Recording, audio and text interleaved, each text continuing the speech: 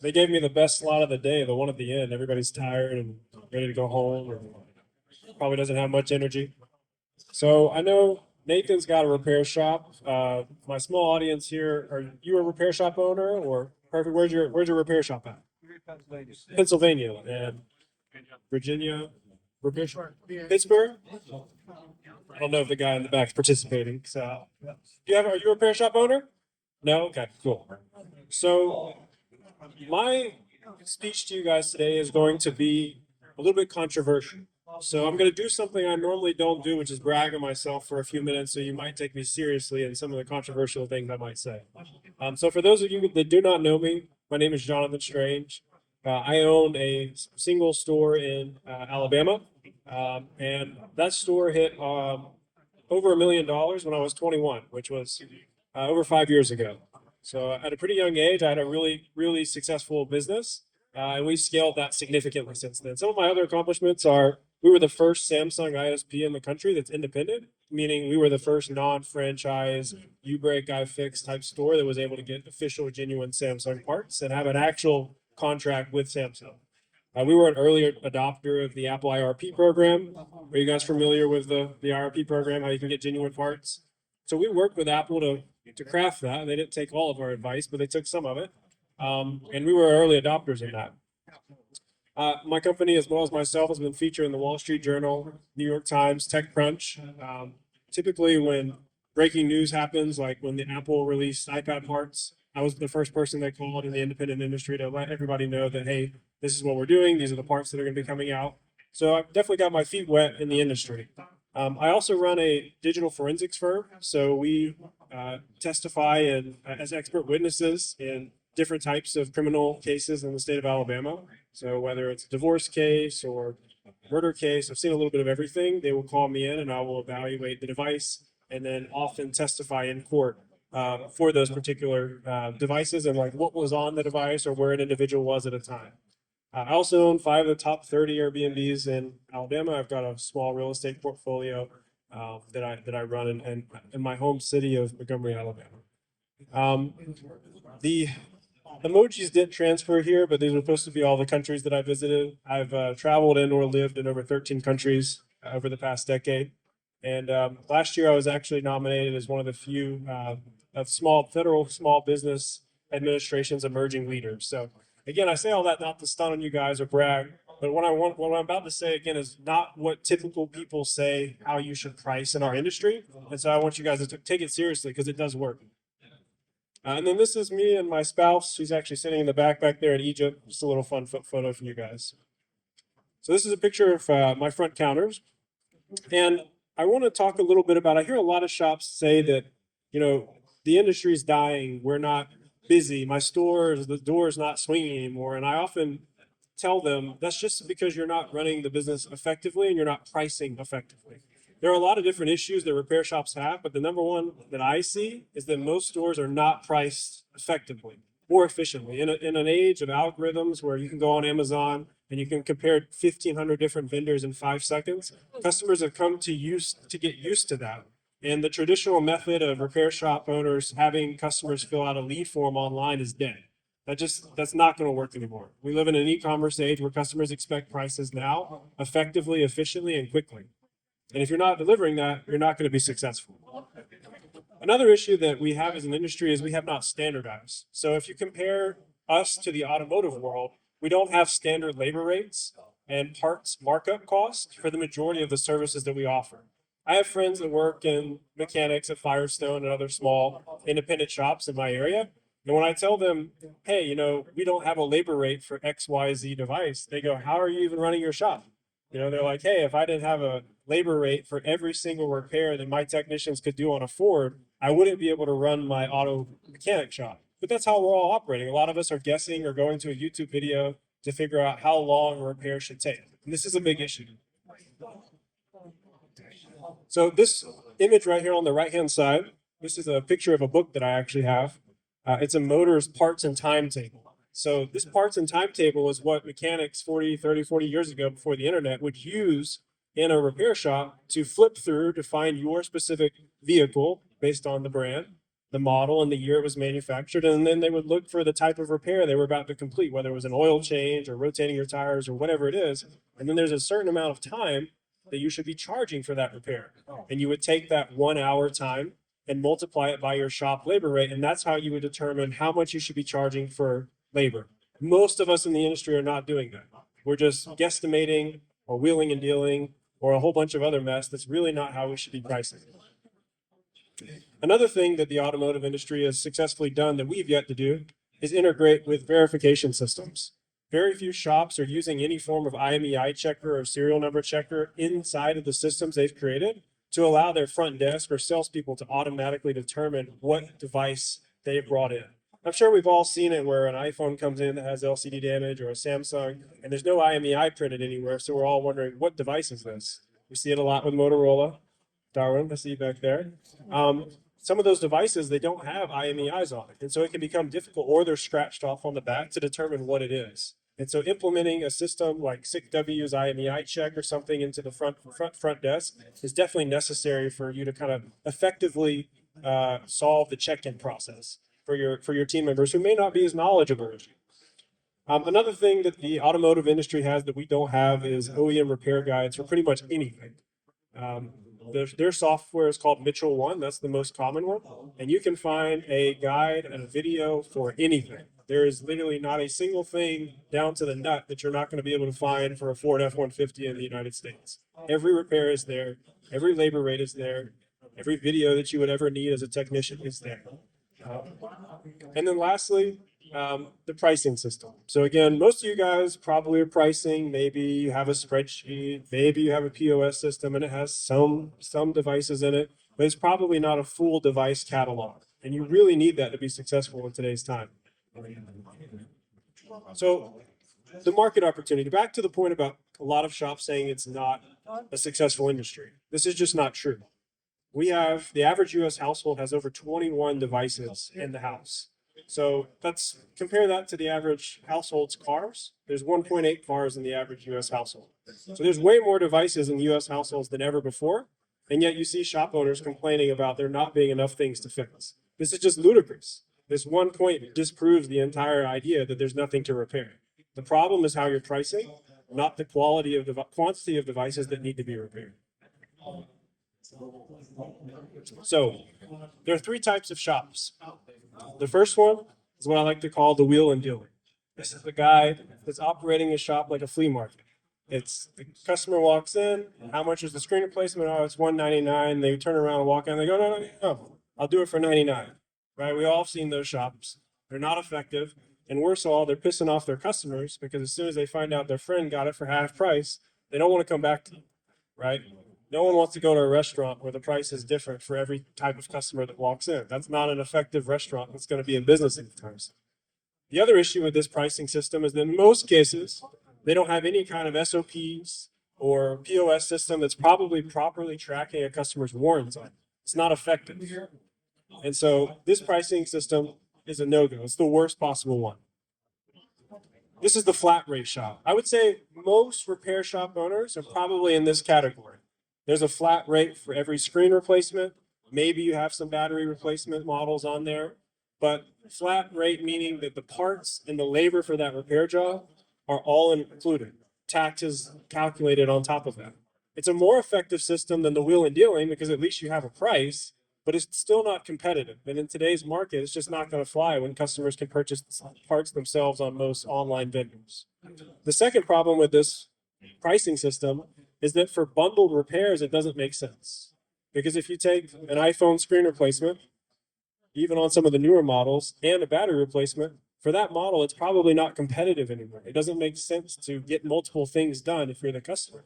Now, some of you guys might say, yeah, but my manager will give them a 50% off the second price. The problem is that's not realistic and scalable because if it's not the manager, they may not have the ability to make that discounted price. And so again, you lose a lot of customers by not being priced effectively. So what's the best pricing system? One, you should be breaking down parts and labor on every single ticket, period, into discussion. This is the best pricing method for a bunch of reasons that I'm about to get into. So let's take, for example, an iPhone 12 screen replacement. We all know on Mobile Centrics or any of the vendors, an OLED is going to be about $40. You should be marking up that screen. Add your markup. You can pick what it needs to be based on how to run your shop profitably, depending on where you are. In the example, I just chose 20%, a standard 20%. Then you should be offering two different types of service. A speed of service charge. Most of you guys are probably just thinking, oh, standard service charge, whatever, $50, $100, whatever you want to price it at. But you're missing the bigger point, which is that customers want speed. So why not charge them for that? Some customers will leave their iPad with you for 3 days. So why not give them a cheaper price? Right? If some customer wants their iPhone back immediately right now, they should be paying an expedited price to skip the queue that you have going. This is the most effective way to be pricing your repairs.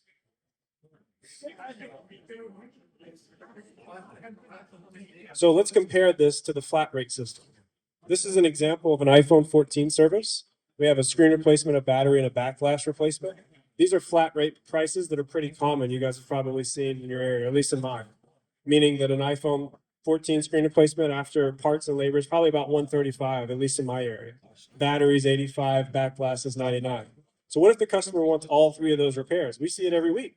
Customer's backflash is broken. Customer's battery is less than 85% battery health, and the screen's cracked. What should they be doing to make that, to keep that customer from just walking away? Well, you should be pricing with the parts. This is the part. Wholesale's $47 plus your markup, plus your standard labor rate, and then the additional parts that are going to be added to it with a markup. Now, I'm not saying you have to stick to this exact markup, right? These are just an example. In your industry, your area, you might need to be, more than 50% on your markup on the part to stay profitable. But the point is that you should be separating parts and labor and then adding the speed of service, labor charge, depending on how fast the customer wants it. During Christmas, we'll get 200 tickets in a week. Just honestly less than that, 3 or 4 days. Sometimes it'll be that many tickets. So our queue gets so backed up that our speed of service charge, we increase. It's no longer $40. Now it's $80.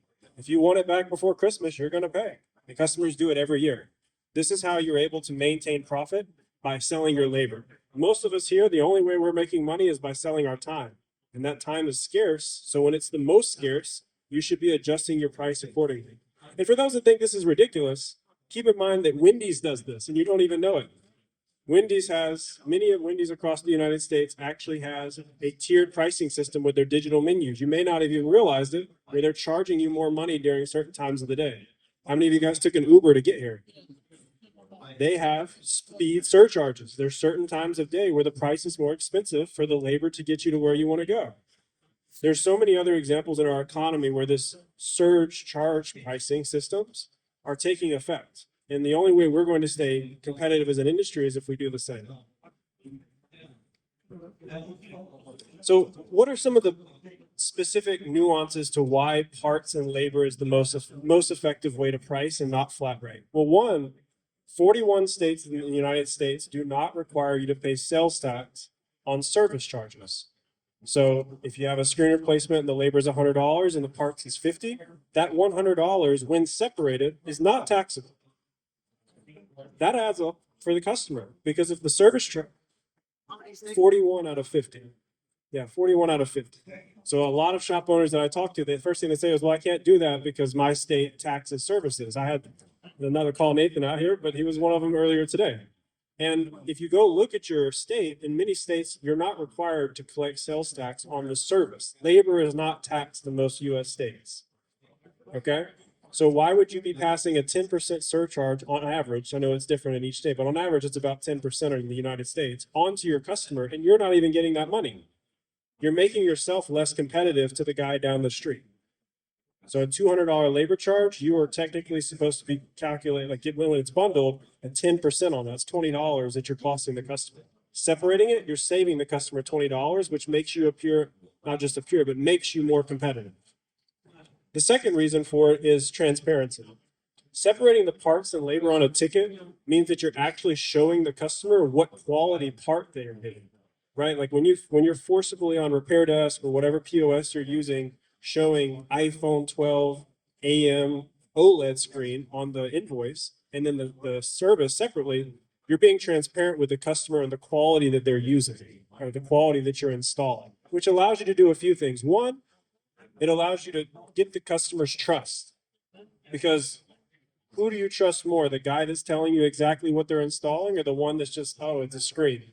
Customers aren't stupid in 2026. They know there's different qualities. And if you tell them what that is up front, you're going to gain their long-term business and trust. Two, this allows customers to understand why the mall kiosk is $50 to $100 cheaper than you are, because they're putting an LCD on there and there's no warranty with it, even though they don't know that. Which brings me to my third point. When you separate your parts from labor, you can start offering warranties on the part specifically. Meaning, some parts, like anybody here, Apple IRP, genuine OEM parts that you purchased through Apple. So those parts give you a 90-day warranty. A lot of people don't know that. It's actually a crappy warranty from Apple. So why would you be giving a 1-year warranty on a part that only Apple gives you 90 days from? You shouldn't. That's stupid.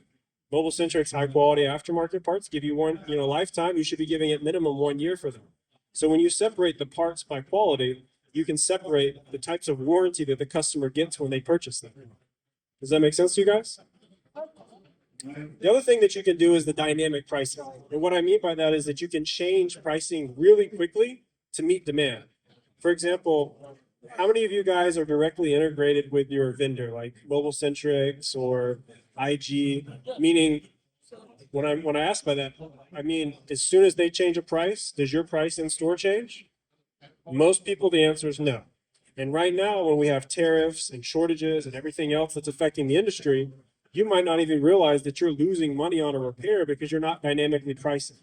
Pricing by parts and labor through some form of automated system, hopefully your POS can do this, will allow you to stay the most competitive by at least once a week is at the minimum of what I would recommend, but more often, at least daily or every 48 hours, updating those prices in an automated way. It keeps you competitive and it keeps you, one, from losing money. Another aspect of dynamic pricing that benefits you guys is during high traffic holidays like Christmas. We all know we're super busy during Christmas, right? What's the busiest holidays for you guys? Like Christmas, yeah, same for us. And Black Friday, those holidays, traditionally, if you don't price this way, you have no control over how much profit you're making. Only thing you can control is how many people are coming into your door. It's an ineffective way of pricing. This way allows you to not only control the amount of people that are coming into your door, but effectively the rate that they're paying. We very rarely ever have a customer that walks away with this pricing model, because if they're on a budget, they choose standard and they just have to wait. If they're not on a budget and they're a high dollar, individual, or maybe they just need it back immediately, they pay the express rate. So again, you're able to really increase your profit margins in a way that you're not able to with just flat rate pricing. Another thing that you can do if you want to get really creative is you can affect your efficiency. What I mean by that is, how many of you guys know how mechanics are paid? Does anybody know how a mechanic is paid in the United States? I'll tell you. So a mechanic is essentially when you take your car to get an oil change, they are compensated for typically one labor hour, depending on the car, which will be a flat rate. Let's just say it's $50 that mechanic's going to get for doing that job. It does not matter if it takes him 10 minutes. It doesn't matter if it takes him 3 hours. His paycheck at the end of the week will have a $50 basically pay for doing that job. They're kind of like waitresses and waiters. They're not paid hourly. That's a fact. If you look it up, they're not paid hourly. They're paid by the job. So what does this do? This effectively incentivizes your technicians to be as productive as possible, right? If you're only assuming you adopted the incentive structure that I'm talking about based on the pricing system, you're essentially selling your technician, if you're hyper effective and you're able to knock out a bunch of jobs, you're going to get a percent of that job every single time, no matter how long it takes you. So the guy that's brand new that might take 2 hours to do an HDMI port is not going to make the same amount of money that your technician that's been there for 5 years and can knock it out in 15 minutes. This is the most effective way to price. So to me, over the next 5 or 10 years, I think the shops that standardize their labor and the pricing in this way will probably be the only ones that survive. This is mainly due to the conflicts that we're seeing around the world, they're drastically increasing the price of our parts. We've already seen Trump right now. He's basically like, hey, we'll give up Taiwan. We don't care about that. The problem with that is that almost all of our parts come from China. And if we're ever in a conflict with them, like we saw with COVID, we would lose the ability to not only get new products, but possibly to get our parts as well, which would explode our industry like we saw during COVID, but it would be much worse. Um, RAM shortages due to data centers being built. That's something we're already dealing with right now, and I don't think it's going to get any better. So our industry is not going to go away.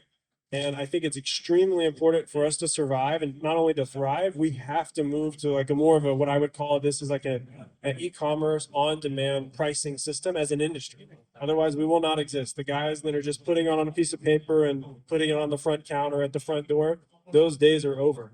The industry is too volatile. The industry is changing too rapidly. And one, most importantly, there are systems and softwares out there that exist that allow you to price more effectively than that.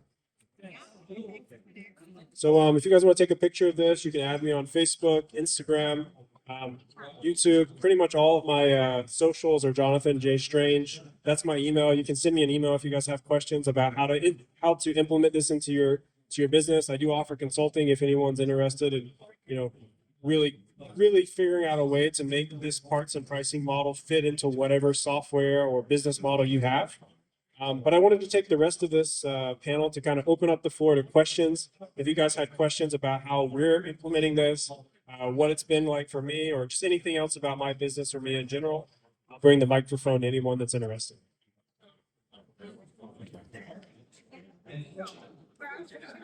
How did you decide what your labor rate would be for the shop? So that's a good question. There's bad feedback if I don't get up here. So in order to do that, you really need to look at your business as a whole. And you need to determine at minimum what it costs to operate.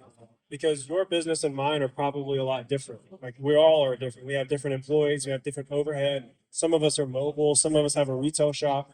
And so the overhead really determines the minimum profitability that we have. You take that overhead, and then you can essentially divide that by how many jobs you're doing in a month, or on average, how many customers you're getting, to kind of decide what you should be walking away with from every customer at minimum to just survive. And that'll give you an idea of like what your markup on parts should be. A rule of thumb on average is it's 20% in the auto industry as well as ours. So that can give you an idea of what markup should be in terms of labor rate. It varies by state because labor pay, right, to your technicians varies by state as well. Does that answer your question? Any other questions from the audience? My man. What software do you use? Do you use any of the software to do the dynamic pricing? So we have our own internal system that we've built for the dynamic pricing like that. When you say dynamic, I'm assuming you mean to be able to automate our vendor pay. Most softwares like Repair Desk, or I can't speak for my repair app, but I think they're integrated with most of the major vendors, which means you just need to have. Unfortunately, they don't do it directly, but you can export those vendors' catalogs and then essentially monitor it with some form of spreadsheet or something on a daily or weekly or monthly basis. That's how I would recommend the audience do it. For us, we built our own API integration. We're directly integrated with Mobile Centrics, and so we can get those parts live. And if we have a part already in our store, then the price is based on what we paid for that part. But if it's something we don't have in the store, then it's based on the live price of what it's going to cost as soon as I order it. Does that make sense to you guys?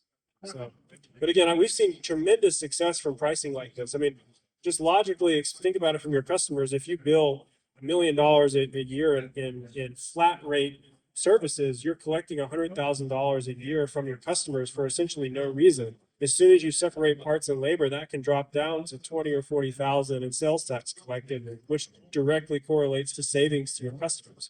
You appear more competitive to your customers than maybe competition who's pricing flat rate. You appear more transparent. You appear more efficient. You probably can have better warranty offerings, as well as just you have the price immediately, right? How many shops do you know that if you called and said, "Hey, how much is this MacBook screen replacement? They're going to take 24 hours to get back to you because they don't have a price or a catalog for it, right? But when you do the work on the front end, you solve that problem and you effectively get more customers in the process.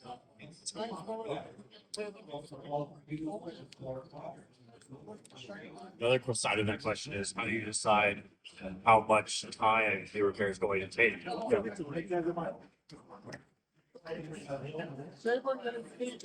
This is a really good question. Unfortunately, our industry does not have an association that's taken up this to the mantle. I'm an RFA board member. I also am involved with WISE a lot, and I've essentially asked both of them to do that. Neither one have done it yet. But we need an association that essentially maintains what I call the model database. Okay, in the automotive world, that company is essentially Mitchell. All right, there's a company that maintains an open source database of every single car when it comes out, the VIN numbers of those cars, the makes of those cars, and the variations of those cars. We have nobody today. Like when an iPhone 18 comes out, how many of you guys are going to have that in your POS system? Nobody. Nobody does. We're all going to do exactly what everyone else does, which is we manually type it in. No one is maintaining that database and then publicly making it available to all of you. So one, that's extra work. My mechanic friends don't have to do that. They just show up at work and, oh, hey, the Ford Maverick 2027 model just came out. It pops up in my database. I didn't even know they launched that car. That's how it works in the auto world. For us, it's manual entirely. So unfortunately, there isn't anybody that does it directly. We have to do it for now. And I hope to change that in time. We can rely on some of the manufacturers, like the one sitting behind you with Motorola, to provide that information in time. But right now, there is no centralized database for it. But there kind of is with IMEI in a way. Like every time they make OEMs make a device, the IMEI is created in their system and does have some model information, but it's closed and it's kind of like a pay per play. Every time you want to see that information, you have to pay to access that database. But it's really not what we need. We just need at minimum like every model for every manufacturer that they've offered and the model numbers that go with that. Imagine how much easier it would be to run y'all's business if instead of having to, you know, figure out through the settings what device just walked in the door, you can just type in the model number and it automatically pops up every part that you can purchase for that. You know, that's really what we need as an industry. Any other questions from you guys? I know I caught you guys at the end of the day here. Everybody's probably pretty tired.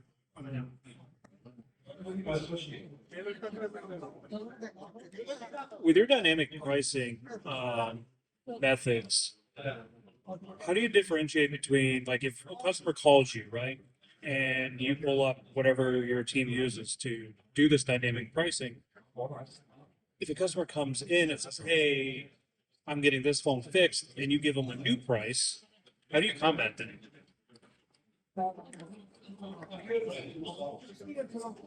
So I'm going to assume that in your example, it's a water damage device and they told me that it was turning off because it was a screen? Or could you maybe give a better? No, like an iPhone, like a customer calls you, "Hey, I need to get my screen fixed on my iPhone 12. Okay. And you give them a price. Yeah. And then they don't come in for a couple of days. Okay, gotcha. But the price has changed then. Gotcha. And so we have that happen. I mean, when you guys change your prices already, that's going to happen, right? Yeah. But I mean, logically think about, see, again, this just goes to show how backwards we are, like as an industry when we apply that kind of thinking to it. Because when you order on Amazon, it's changing every second. I mean, literally, when you go on Amazon.com, they're changing it every second. And so my response to the customers that have hesitation or like frustrated that the price changed by $4 or $5, that's just the business. I mean, things change, prices change. I mean, you go to a restaurant and the prices change. So I think the way we combat it is I know that with this pricing system, I'm already going to be more competitive than anyone else in the industry, or at least in my area. And so I'm not really as worried about the price fluctuation of a few dollars. And my customers aren't either because I'm saving them money. So, does that make sense? Yeah. Any other questions? What's more important for you to be competitive? Because at the end of the day, you have competitors and you have Apple that offers repairs as well. And you said that in the times that you are very busy, you charge them for like expedited services, right? Um, I don't know. I haven't personally. I haven't tried that. I'm sure you have, and I don't know the results. But how important to you? Because for me, like even if I tell a customer one time that I can't do it for that particular price and I have to charge them more, I feel like I might risking losing their business in the long run. So they might end up going having to go somewhere else to get it done for that particular price, and I might lose their business in the long run. So what do you think about that? So I would say like the main times that we really rank up our, I mean, the only time we increase our expedited price is when times where we can't fulfill it. Like we're not able to fulfill our standard service time in 2 to 3 business days, which means we have so much business I can't fulfill you already, so I'm going to raise the price in order to justify fulfilling it. So don't think about it as like there's no one in the shop, so I'm just randomly increasing the price. No, this is December 21st, and the customer wants this back before Christmas. I have 175 tickets waiting to be repaired. I'm not going to be able to fulfill this, logically unless I'm starting to increase the pay. Does that make sense? It's putting the burden back on the customer of you're expecting me to do something almost unrealistic, so you're going to pay a premium for it. And that's how I would think about it. This is not, January 12th after the holidays and everything's dead. We're suddenly jacking up the price, right? You can only increase price when the demand is increasing, right? If supply is the same and your demand hasn't gone up, you can't increase your price. That's not how it works, unfortunately. So I would not do that. Don't just randomly increase the price simply because it's slow. Does that make sense, though? So basically, it doesn't depend on the occasion or the holiday. It depends on your workload. So if you cannot do it because you're super busy, then the only way I can fit you in is by charging yourself. Think about the opposite of what you're saying, which is that if you're a shop owner and it is January 12th, the time that's typically not busy for everybody, why why would you tell a customer I can do this in 2 or 3 days if you have 150 tickets in the lot? You can't, you know? And so at some point you have to start saying, and I guess this leads me into another point, which I would assume most of you guys probably are not managing tickets in a calendar view, meaning like if you have technicians or even if you're a solo shop owner doing all the repairs yourself, you're probably not like timing yourself, meaning like this ticket I'm doing at 9 a.m., this ticket I'm doing at 10 a.m. Our shop, we do. So all of our technicians have a calendar and we have an expectation that they would repair these many devices within this time slot. And so when our managers create that the day before, we know what we're going to be able to accomplish that day. And if it's already full, we're getting that express fee for every single one of those devices, or customers are just not going to get it repaired the same day. Does that make sense for you? It does. One last thing. Yeah. I gotta say that it's a very unique way of thinking about managing your time and workload because maybe everybody can agree with that. Usually store owners think about when they don't have a repair, when they're not occupied, they're willing to give a discount. Yeah. But it's not like when they're super busy, they are trying to charge 20% extra to fit you in. So you flip the script. Exactly. That's a good point. I haven't thought about it like that, but you're absolutely right. I mean, most repair shops are going to do that. Oh, I'm slow. I'm going to drop the price by 20%, but they never stop and go, oh, I'm too busy. I'm going to increase the price by 20%. But in reality, that's the way you should be working, right? And the standard price, what I call standard, really in reality, expedited for us is just standard for most of you. It's okay. If a customer walks in with an iPhone, you're all going to immediately repair it, right? It's a 1 hour, it's a 2 hour repair. So essentially, another way to think about this model is the standard rate is just creating a more cheaper option that's giving your team members something to do when you're not busy. Because those customers that are paying standard, it's going to take 2 or 3 days for that iPad. They don't need it back immediately. Maybe the kid dropped it.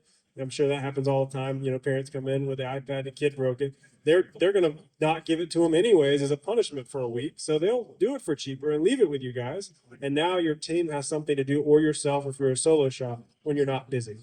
That is the most effective way to price. And there's no other way. I've spent 10 years trying to look at the most effective way to run your shop. You have control over nothing else. You can't control what the cost of the parts are.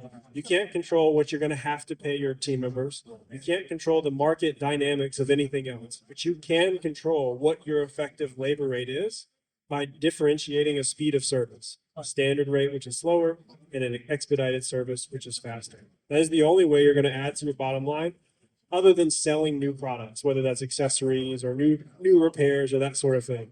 Doing whatever you're doing right now, this is the only system you'll be able to become more profitable. So I have a comment and a question. Sure.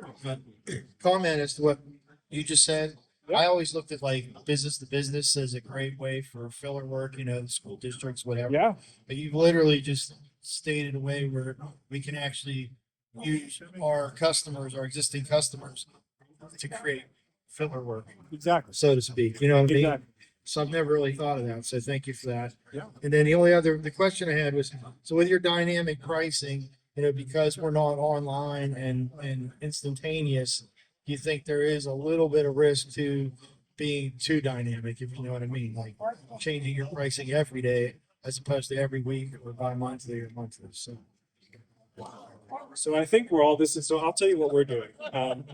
And again, we're in a little bit of a different place because I'm a developer. I do a lot of my own development. And so within 1 to 2 years, I was just talking to another developer as well that's here. We think everyone will probably be pricing like this to where it almost changes instantaneous, because this is already happening. Nathan asked a comment about what happens if a customer walks in and they say, hey, you said this price yesterday, but now and keep in mind, it's not me saying it, it's our website, right? It's a dynamic platform like Amazon. You can see the price. So when they say, hey, it was this price and now it's this price, it's no different than every other e-commerce platform that's out there today. If you're an Amazon seller, you are adjusting your price on a millisecond basis using algorithms based on what everybody else is charging for a similar product. That's just how the online world works. That's why things have gotten cheaper than ever before. And so I'm just saying, I'm arguing that we do nothing different. I'm arguing that we be the exact same, that we automatically change. And I don't see that as a concern. I actually would argue that if you don't do that, I don't think you'll be here in probably 2 or 3 years. You might still be here, but you won't be as profitable as the shops that do. And in a decade from now, you may not exist. So thank you for that comment, by the way. I appreciate that. And that's a good way of framing it. A lot of people do have those B2B work, and those are all standard turnaround times, which for the business world is not same day. A lot of education centers are expecting like a week turnaround time, or at least the ones we've worked with for iPads and MacBooks. That's how you should be treating your customers, right? We've all just trained them to assume that they should get something back in 45 minutes when the nearest, I'm sure you guys hear it. First time customer says, you're going to be able to do it in 30 minutes. They're still blown away because nobody else offers that. Our competitors locally do, right? But for a customer that's just decided to get something repaired, that's going to Best Buy or sending it off to Geek Squad or whatever, they're not used to that type of turnaround. So why not charge a premium, or what an effective rate, as I would describe it, for doing that service? Nathan, did you have a question? I think you might have answered it. Somebody else may have asked. I had to step away for a second. My question was going to be around the turnaround expectations. Obviously, how we operate today is call in, hey, we're going to do it within 30 to 45 minutes. Obviously, that throws a wrench in the technician's day. They get frustrated. So obviously, priority makes sense. What would you set as like a standard turnaround time for an iPhone screen repair? Would you have them schedule an appointment in advance of coming in, or if they just come in off the street, then you offer them, hey, you can either come back for an appointment or you can pay this priority fee? How do you handle that? So first of all, when you have a customer come into the shop, do you collect any form of payment up front, or is it always on the back end once the repair is done? Okay, it depends. But like 50% of the time, if it's just a screen, they pay immediately. Okay. So it would be if it's a broken screen. So if we're able to test the device and the top layer of glass is broken, then we don't take a deposit or anything. 9 times out of 10, that's typically the case where we take payment on the back end for like iPhone repairs. how I'm recommending most customers approach this topic, or not customers, but repair shops that I've consulted with or that I've worked with that are trying to move towards this dynamic, is to essentially say, One, hopefully have a website where the customer can check out online.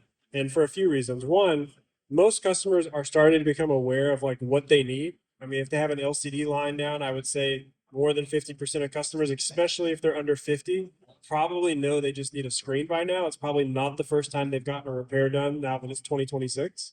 And so we've seen it more than ever before. Customers walk in and be like, I need a battery. My battery health says service. So my point is the common things most customers know what they need. And if your website can point them in the right direction, hypothetically, you want them to be able to pay before they ever come in. And this does two things for your business. One, it separates paying customers versus people that are just wasting your time. And two, for the customers that don't know what they need, at least they're paying a diagnostic fee, which I recommend everyone do. Because I think in our day and age, like you should be at the front. A lot of you guys probably think diagnostics means like when you get to the counter, your technician at the front says like, yeah, it needs a screen. Yeah, it needs a charging port. That's really not true diagnostics, right? In that example, that should just be a free service. A free quote is really what that is, right? And so for me, diagnostics is I have liquid damage or my phone's not turning on. Like we need to take it in the bag, hook it up to some kind of reader and look in the inside to see if there was liquid damage or whatever to fix it. And so in either example, we should be collecting payment. And I'm saying all that to say that that's the goal of where I think the industry should be moving towards is collecting that payment up front. You know, when you go online, I recommend everybody look at a website called Discount Tire. You can pretty much buy any tire for your vehicle and schedule the appointment before you ever show up. But in order to schedule that appointment, you've got to pay something. You've got to collect a fee. And even if Discount Tire, you're not buying new tires, there's a diagnostic fee that they're going to collect from you before they ever pick up the phone to call you and say, hey, we saw that you purchased these tires. When did you want to get an appointment to get them installed? They're never going to pick up that phone and call you until you've paid. And I think that's the way we should all be migrating to. The days of like fill out a lead form on a website, we'll call you back in 48 hours or whatever. That's just not fast enough for today's consumer. And that brings up another point, which is a lot of you guys are losing customers by not getting those quotes back quick enough. And I don't know if this is just the habit of what we've been doing in the industry but how do you, so one of the issues that I can foresee about taking prepayment, because we've tried taking prepayment for things over the phone before the customer comes in, if we have to like order parts and stuff. The issue that we've ran into is a good percentage of the time, the device that the customer says they have is not the device that they currently have, and now we have to issue a refund, and that. So yeah. Yeah. Well, so I would say that Discount Tire's website, again, if you go there, you cannot make a purchase without putting your VIN number, your tag number, or verifying the actual model number and then double verifying what it is. So they've solved this problem by having that model database be available. Again, going back to my earlier point, us as an industry, we haven't done that yet. And that's why we have that issue. Customers know how to go to settings and about. And if you have a web page on your site that shows how to do that process and a little, box that they can insert SM-89450 to see the model number, they're not going to get the wrong part because the system should automatically push them towards the correct. And that same system should be the one your team members are using as well. But unfortunately, because that model database is not built into most POSs yet, you're having that issue, or at least the customer is if they were trying to check out on your website. Does that make sense? Now, again, you're obviously going to have that one lunatic that just still did it wrong. But I think the enemy of perfect is good enough, right? Like to me, I would much rather have a system where I have 2 refunds a month, but I have 1,000 more sales because customers can instantly compare what this is going to cost to get fixed versus just walking down to Best Buy and buying a new one at the same time.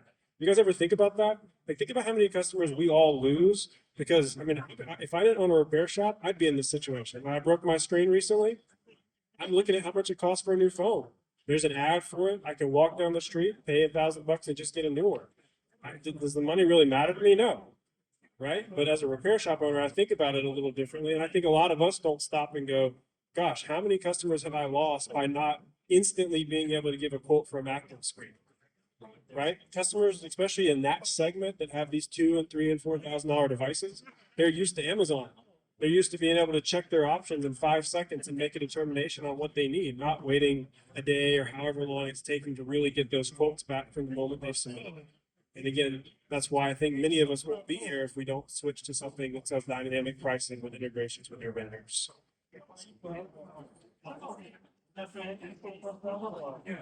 What do you prefer? Do you have your prices listed in your website, or do you prefer the customer to reach out to you and you give them the price? Yeah, so we're in the process of transitioning to fully having our entire catalog on our website. And that is also to sell parts. So meaning like I have no issue selling a part to a customer. The issue that most repair shops have with that is like, oh, I'm funneling my competitor or I'm draining my supply. Think about if you said that if you own like an auto store, right? Or you're a mechanic. Any mechanic in most cases will sell you an air filter. You know, if you go to the oil change place, they're already doing that. Do you want to buy this air filter? Half the time they're giving it to you to pop it in. You just pop it in. You open your little compartment on the side, and you pop it in. So yeah, we plan on basically offering the full catalog of everything that you could possibly buy. Mobile Centric's catalog is basically in our system. It's just our branding around it with the option to get whatever speed of service the customer wants for everything they can possibly buy. There's a few items like screws that we're not adding labor to because like, I mean, the way I look at it is like if someone really needs pinlobe screws, I'm not going to even charge them a labor rate to just put the screws in. But pretty much everything else, screens, charging ports, batteries, ICs, soldering repairs, everything is in there. Everything is straightforward. And here's something that you guys may not have even thought about that I haven't brought up in this panel. Seeing the price of what it should cost and being able to change that dynamically allows you to almost look at your business and say, okay, I'm no longer relying on what's coming into my store to determine what I'm going to keep, right? Most of us are like, hey, I saw the A50 come in my shop 5 times, so I'm going to keep A50 screens. Most of us are not going, oh, wow, I just looked at this Airtable or spreadsheet or whatever report I'm building this out in. I just noticed that a screen replacement on an A50 is a third of the cost or a fourth of the cost of the replacement. And there's a whole lot of those in my area because we have Cricket in Montgomery, Alabama, or whatever the prepaid service you have is. I should probably keep that part in stock. And so by looking at everything from that high view, you can suddenly start making determinations of, well, the cost of the phone is this, the repair is this, so I should be keeping this part in rather than just relying on what's common. You guys would be really surprised how many Motorola's, how many Samsungs we do. Like when people see my shop, they're always blown away that like we keep a lot of Motorola screens. We keep a lot of Samsung, not like Galaxy. I'm talking not Samsung S Galaxy. I'm talking all the other series that are low tier that you would think customers don't want. But the only reason you think that is because you don't keep it. You probably had 1 or 2 customers that called about it, but you said, hey, I don't keep this part in stock. So they just bought another phone or went to someone who did. So again, looking at pricing from a high level really automates almost all the problems that you're going to run into as a business owner and make you more competitive. Any other questions, guys? Loving these questions. Is that it? Cool. Yeah, this is my contact information. Definitely reach out if you guys are interested in implementing pricing like this in your company. I'd be happy to help. I hope next year this time I can talk to some of you guys at the next Yadra Repair Expo, and some of y'all are dynamically pricing and making a lot more profit. So thank you guys.